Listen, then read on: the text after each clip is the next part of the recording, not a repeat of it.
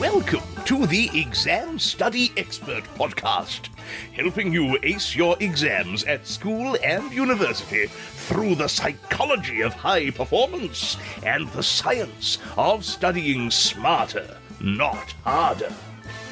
It's my pleasure to introduce your host, the Cambridge-trained memory psychologist and exam success coach, William Wadsworth.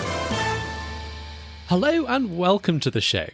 I'm going to start with a very quick story. Suppose you are a student in your first semester of college, sitting in a calculus class, waiting for the professor to hand back the first test. You're a little nervous because the test was difficult, but you know that you'd usually got good grades in high school math, and therefore you're confident that you were going to do okay on this new test at college. When the professor hands back your test, though, you are shocked to see that you got a D. You'll immediately start to interpret the results of this, trying to make sense of why it was that you did so poorly. The answer you come up with to that question is going to be a crucial determinant of what happens next. Maybe you conclude that you didn't study hard enough for the test, and you therefore view this setback as a wake-up call to study harder or perhaps work in more effective ways. Or perhaps you interpret that D as a sign that you really aren't college material after all, a confirmation of your worst fears about your abilities or lack thereof. You start skipping class and missing homework assignments. After all, why go through all that trouble when you clearly don't have what it takes to succeed? Now, research shows that most people have an optimistic outlook on life, believing that they have good prospects in the future and that they are masters of their own fates. This doesn't, of course, mean we're blind to reality, but putting a positive spin on events, such as I say, viewing one bad grade as an indication that we need to work harder, rather than as a sign that we should simply give up because we don't have what it takes, that kind of positive interpretation, research shows, was going to serve us very well. In short, the way in which we interpret the events of the world is extremely important. Sometimes, as in that pessimistic interpretation of that test result as indicating that we don't have what it takes to succeed in college, sometimes those kind of interpretations are unhealthy, and that can have negative consequences for our performance. We could solve a lot of problems if we could get people in general, and students in particular, to redirect their interpretations in healthier directions. Now, that passage is paraphrased from the introduction to my favourite book on mindset and motivation.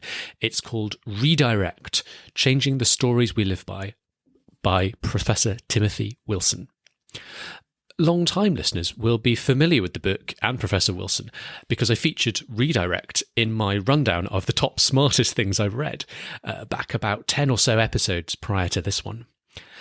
I'm therefore truly delighted that Tim is going to be here with us later in this show to talk to you directly. I've been a huge admirer of him for a long time, and he's got some incredibly sensible things to say to us about how we can change the stories we live by, master our mindsets, and ultimately get better results in college and in life. Now, just before we meet Tim, I just want to give you a little bit of extra context to this idea of mindset. It's quite a funny area. Your mindset and beliefs about yourself and the world can have an enormous impact on the outcomes you get, not just in your studies, but in life generally.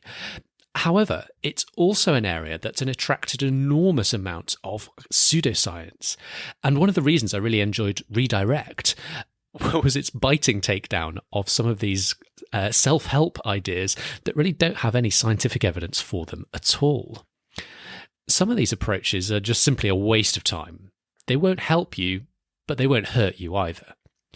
However, there are some approaches that some self-help authors write about that are more sinister, a bit like a medieval doctor that attaches leeches to an ill patient to draw out blood. Some popular self-help ideas for improving your mindset may even be making a bad situation even worse.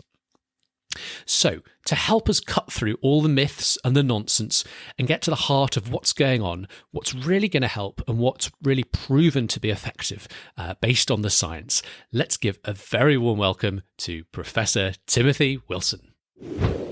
I'm Tim Wilson. I'm a professor of psychology at the University of Virginia in the United States, and sheltering at home like most of us at this point.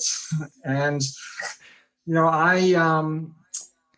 I guess I describe the unifying aspect of my research as self-knowledge. I've looked at many different aspects of how we come to know ourselves, what the limits of that are. And I've always been interested in applications of that to behavior change. So how does self-knowledge and the kinds of assumptions and stories we tell about ourselves impact our behavior? And more importantly, can you change those stories in beneficial ways? For anyone listening who's not studied a huge amount of psychology yet, just perhaps tell us a little bit more about what you mean by self-knowledge. What sort of things does that include? Well, I guess I'd describe it as just, I like the analogy of stories that we tell ourselves, that just as novelists tell a story about a person in fiction, we develop stories about ourselves and who we are, why we do what we do. What is particularly interesting about that is my early research showed that our introspective abilities are somewhat limited in the sense that we don't have a direct pipeline into who we are. It's not like we can just open a door and say, oh, this is exactly who I am and why I do what we do. That we often tell stories about ourselves just like we do about other people. We observe our behavior. And obviously, we do have access to a lot about ourselves, our emotions, our feelings, our reactions to situations and to people. But we have to weave all that together in a coherent story as to who we are and what our goals are, how, if we suffer a setback, what that means for us, how we move forward. And these kinds of stories or narratives are really crucial to our well-being.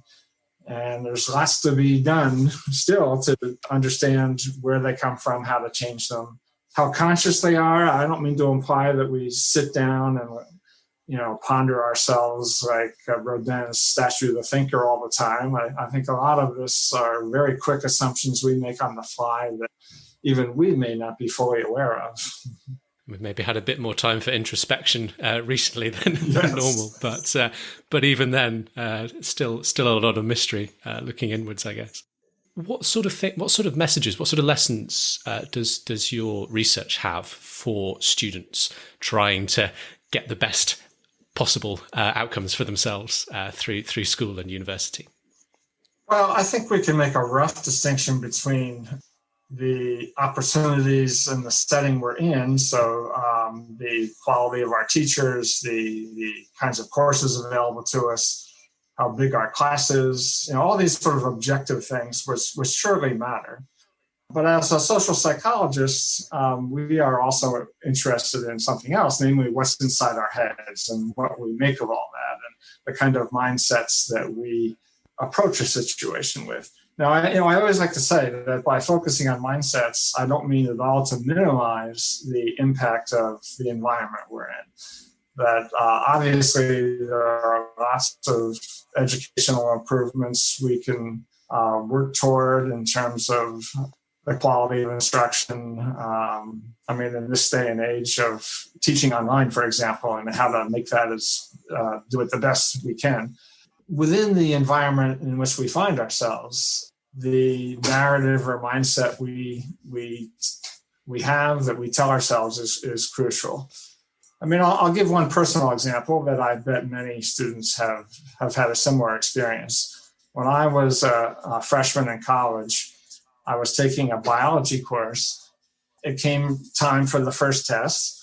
And I studied a little bit for it, but I kind of approached it the way I did tests in high school. I thought I was prepared.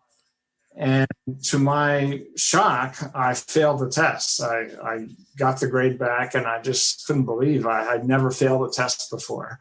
I think what was crucial is what story I told myself about that. Mm. I could have said, well, I guess I'm not college material. I guess I can't make it here. I should do something else. I should drop out. Why try if I just don't have the ability? Mm-hmm.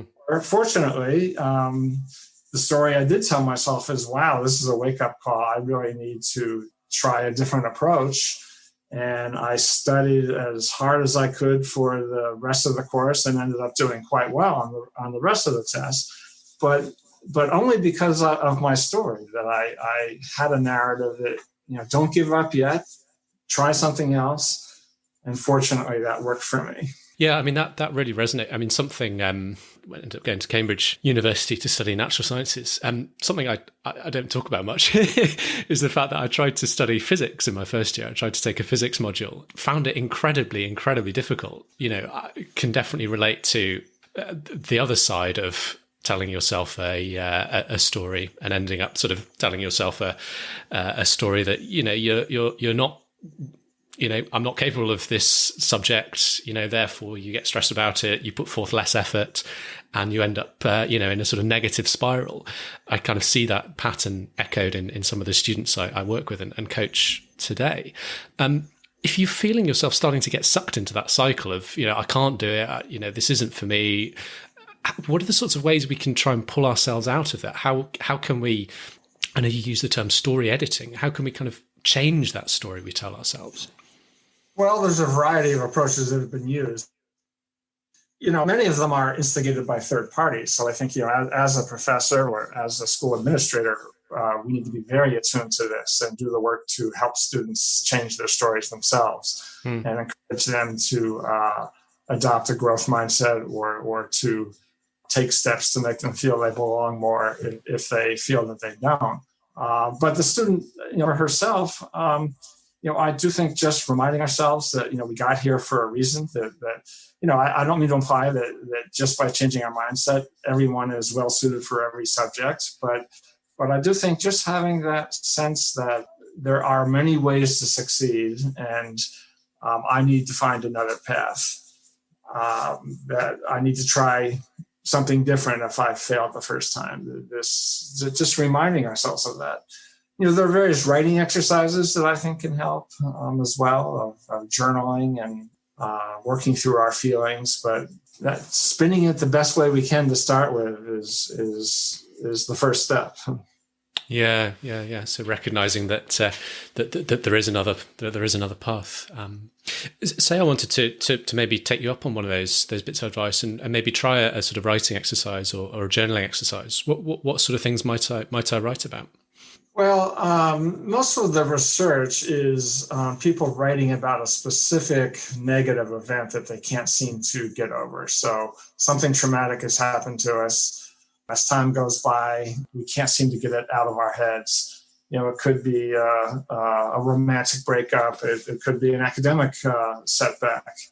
The research, this is writing exercises pioneered by a psychologist named James Pennebaker, of just taking out a piece of paper and writing our rawest feelings and thoughts about it, typically for maybe 15 minutes a night, 2 or 3 nights in a row.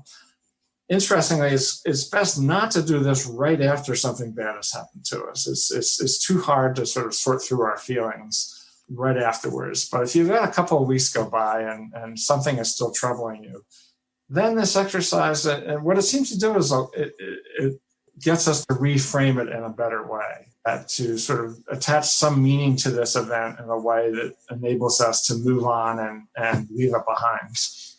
Mm-hmm. When we do these sorts of things, when we put these sorts of techniques into practice, what does the research tell us about the kind of impact it might have on academic performance?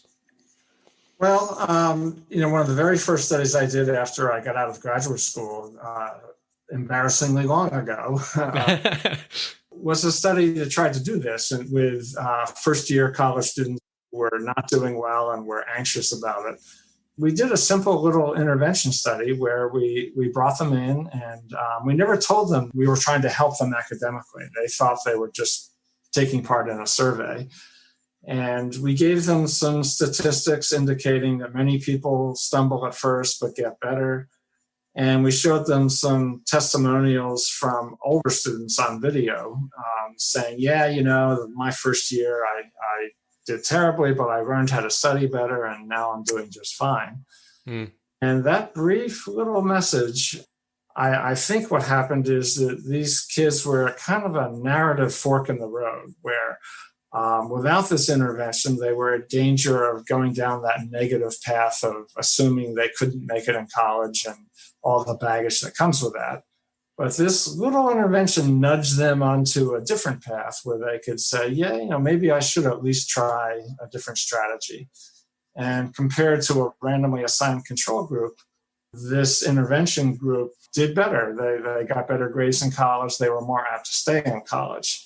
Again, this isn't magical. It's not like we turn C students into A students, but they did raise their grades significantly more than the other group.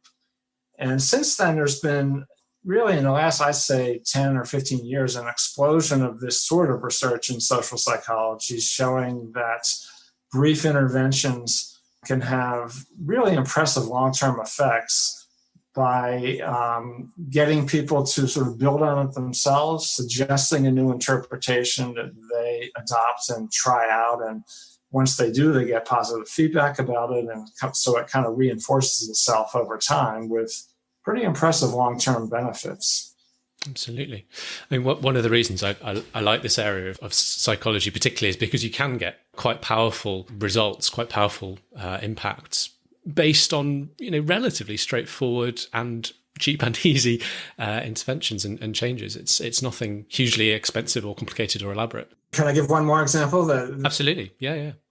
There's an increasing amount of research on students' feelings of belonging in particularly at transitions in school. So when going from high school to college and entering a new environment, or from going from middle school to high school, these transition points, people are at risk for feeling that they don't belong in this new environment.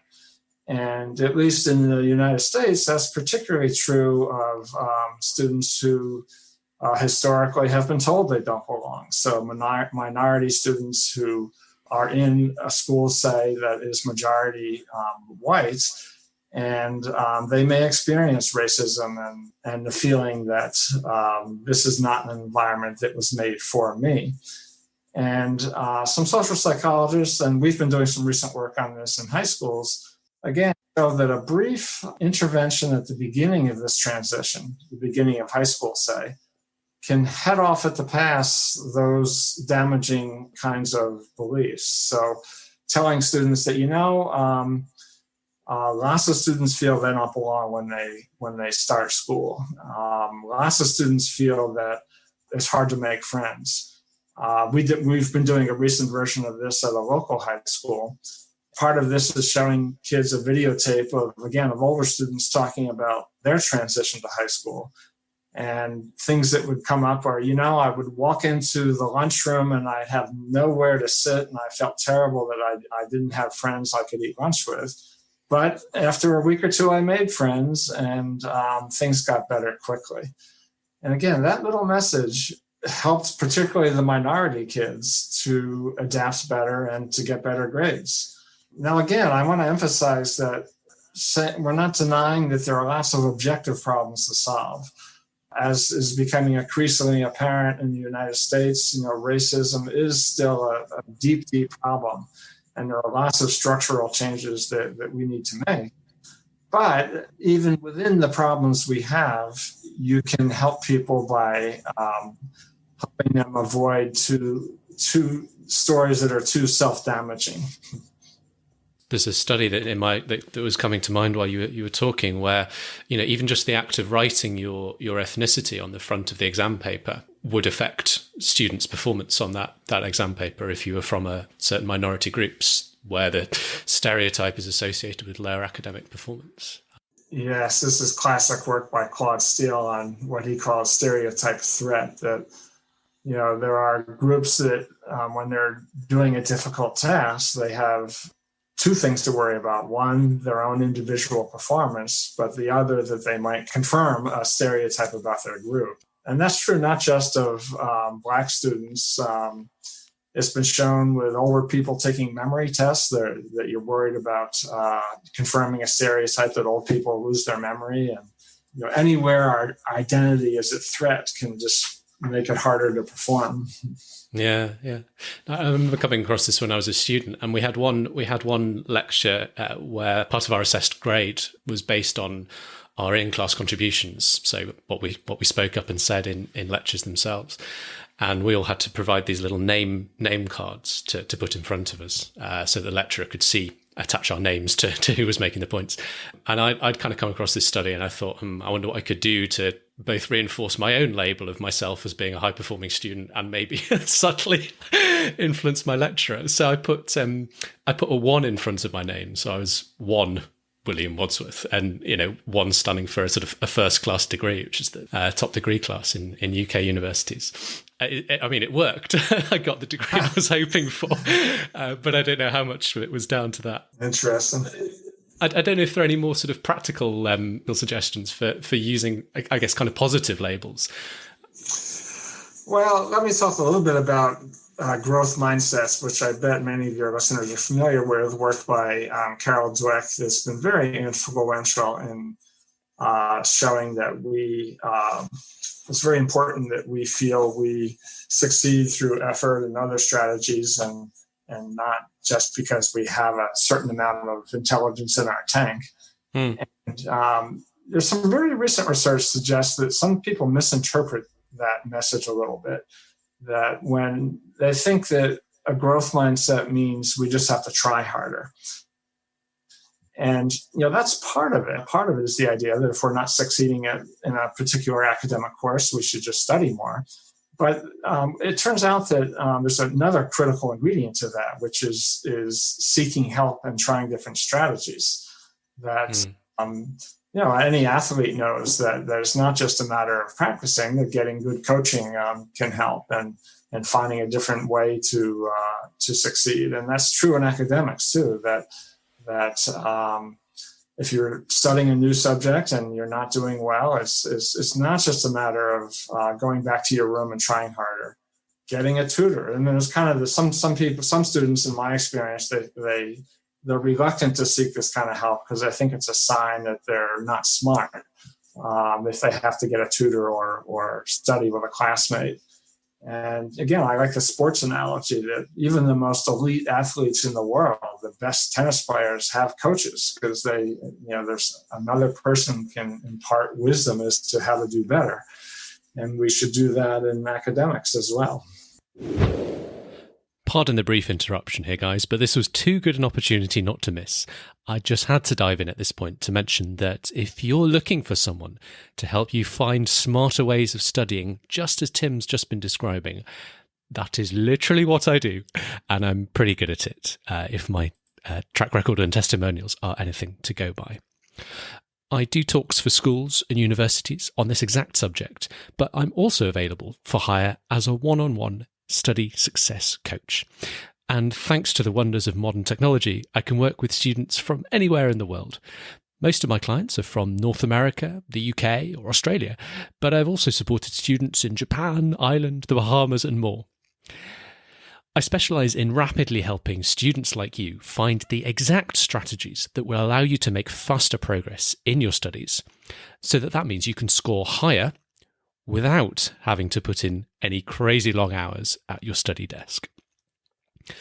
Clients that work with me typically move up at least a whole grade boundary, sometimes after only a very short series of coaching sessions with me, and typically find they don't have to work as hard and/or are less stressed and happier along the process. So as Tim says, don't be shy about seeking help. Being smart about seeking help is a sign of strength, not weakness, just like any professional athlete will tell you. Many of the students I support are high achievers, but tired of all the stress and the workload and thinking that surely there's got to be an easier way.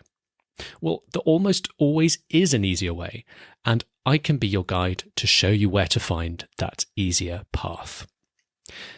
So take the first step today by heading over to examstudyexpert.com/coaching, where you can also read testimonials and success stories from students just like you who I've helped over the years. You'll also find that link down in the show notes, examstudyexpert.com/coaching. I look forward to hearing you and hopefully to supporting you on your journey to an easier path to academic success. Okay, let's get back to the interview in 3, 2, 1. A lot of the work I do with sort of students and going into schools is about, in particular, some of the lessons that are coming out of cognitive psychology about effective ways to learn and memorize information, like space learning, retrieval practice, and kind of help students use these tools in practice. Because we've known about these techniques for a good long while now, but they're still only just starting to make their way into practical use. Well, that's a great example. It's the kind of thing a student might not think of on their own.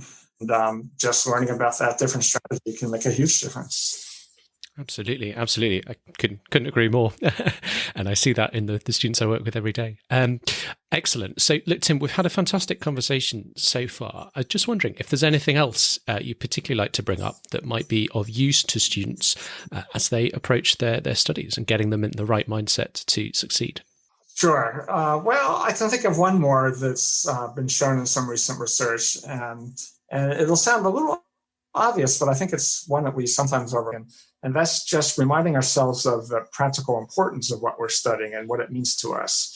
So these are studies that were done in high school science classes in the United States. And they had students do a little writing exercises where just think about how what you're learning might be useful to you in a future career or to some hobby that you're interested in, how it might make you better at video games, whatever.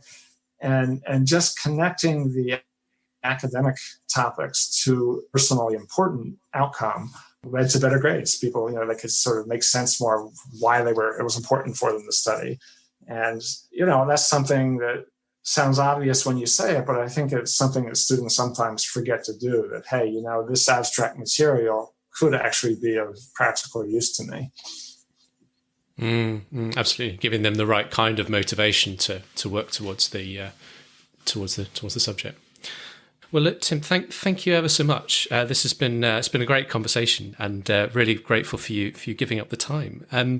I always wrap up by asking if you had the luxury of being able to go back in time and bump into your 16-year-old self in the schoolyard and give him a bit of advice related to mindset or otherwise, what would be the first thing you'd want to say to him? Well, gosh, I think I would fall back on a lot of research I've done with my friend Daniel Gilbert on what we call affective forecasting. And this research looks at the kinds of forecasts or predictions we make about our own future emotional reactions, how we'll feel if something really good happens to us, and how we'll feel if something rather bad happens to us. What we found repeatedly is that people overestimate the impact of these events on our emotions. Let me say this a little differently, that we all tend to dread terrible things happening to us, partly because we think we'll never get over them. And indeed, terrible things do make us feel terrible, but it turns out people are more resilient than we tend to think, and we recover emotionally from these events more quickly than we anticipate. So I think I would tell that to my 16-year-old self. Let me preface this by saying I was a rather anxious kid, a worrier, and what if this happens? What if that happens? And I think I'd say just chill a little bit. So you tried taking this course, and what if you did fail? Okay, you'd figure it out. You'd get over it. It wouldn't be as terrible as you think. So take risks more. Don't be so risk averse where you're worried about bad things happening, because number one, something really good might happen, and number two, if it doesn't work out, you'll get over it. I think that's very solid advice. Tim, thank you ever so much. I'm sure there'll be plenty of listeners keen to find out a bit more about you and your work and the sorts of topics we've been talking about. And anywhere they could go, you'd point them towards for more. Well, there's lots of great books in social psychology these days. I will put a plug in for my own called Redirect that talks a lot about these kinds of issues in education and other kinds of problems. And I highly support that plug. It's long been one of my favorites. So, highly recommended. Listen, Tim, thank you once again. Really appreciate it. Thank you ever so much. Great talking with you, William. Thank you. Phew. Well, we covered quite a lot of ground today in a pretty short space of time. So I just want to take a few minutes to recap my top 3 takeaways, practical takeaways for you from this chat with Tim. The first is that you have control over how you choose to interpret events. Say you failed a test, as in my story back at the start. You've got a choice. Do you choose to see that as evidence that you've reached the limits of your ability in that subject and that you're destined to fail from now on, no matter what you do? Or alternatively, do you take it as a signal that you need to change something in order to improve in future, perhaps working a bit harder or possibly working smarter, using more effective study techniques that let you make faster progress in less time? In Tim's book, there's a story about basketball legend Michael Jordan that makes this point beautifully. If you've heard of Michael Jordan, you may know him as the greatest basketball player of all time, and that's according to his official biography on the NBA website. What might surprise you, though, is that he was cut from his high school basketball team the first time he tried out. Rather than giving up, though, he redoubled his efforts, leaving home at 6 a.m. every morning to practice for an hour before school started. It may be no surprise that it wasn't too long before he made the team. For him, the rejection was not a signal that he was never going to be good enough, simply that he wasn't good enough yet. And he then took massive action to make darn sure that he was going to be good enough next time round. So, be very careful about the lessons you draw from events, and in particular, how you interpret negative events or setbacks. My second takeaway is about moving past something especially bad if it does happen to you, a really major life disappointment or upset, either in your academic progress or in your personal life. As Tim explained, you might need to wait a couple of weeks to let some of the initial shock pass if it was a particularly traumatic experience, after which what you do is you write about the event for maybe 15 minutes each night, 3 nights in a row. Write about what happened. Write about how it made you feel at the time. Write about how it's made you feel since. And perhaps write about how you're finding yourself changing your beliefs about who you are as a person or what you're capable of as a result of that event. And be especially vigilant for those last set of thoughts. In other words, be really, really watchful for your beliefs changing for the worse as a result of that setback and having a negative impact on your mindset and hence your ability to perform at a high level in future. To join this back up with my first takeaway, you have a choice on your interpretation of that event. Our advice would be not to see it as evidence that you suck at something, but rather as a signal that you might need to do something differently in future. And when it comes to doing things differently and better in your academic life, I'm here to help you. If you could use a little hand on identifying what you need to do to improve in your studies, and would appreciate some support while you're making those changes and getting them to stick. Head right on over to examstudyexpert.com/coaching to find out how to work with me one-on-one to make the changes you want to supercharge your studies this year. Again, that's examstudyexpert.com/coaching. My third and final takeaway is that a really powerful way to change a negative story is looking for examples of people who've made the exact change you want to make in your life. I'm actually putting together a series of stories of transformation for the podcast, featuring interviews with real students who were struggling in some way with their studies and managed to turn things around and dramatically improved their outcomes, their results as a result. They might have turned things around by working harder. It might have been by sorting out their mindset, their beliefs, and their stories they tell themselves, as we've been talking about today. Or it might have been about switching to smarter ways of studying so they could make faster progress in less time. Often it's a combination of all of those. And when you hear a story that starts with someone struggling in a very similar way to you, and when you hear about the changes they made, and when you hear about the results they got, it can inspire you that you too could make that change and get those results for yourself. So look out for those stories coming your way on the podcast.